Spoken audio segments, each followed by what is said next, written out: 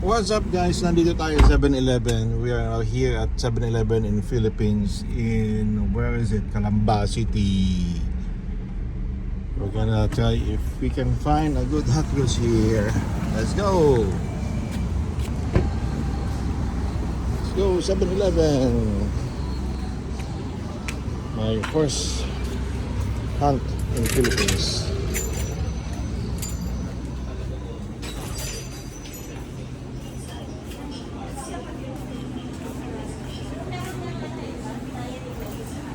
Ingat po siya sa labit. Sinabi yung klase niya, tapos ginaya niya. Tapos natuwa sila.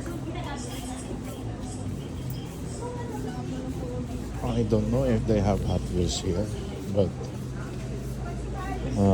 most of the 7-Eleven I saw in TikTok, they have Hot Wheels.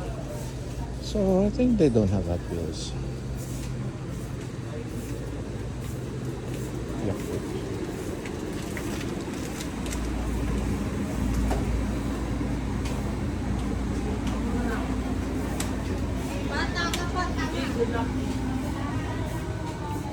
They don't have Hot Wheels. Let's ask the staff.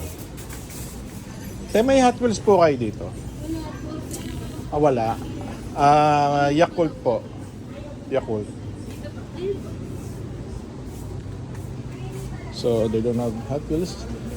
It's gonna be Yakult for my daughter. Ay, wala sila nung ano. Wala kayo nung ano, nung nasa, yung maramihan na?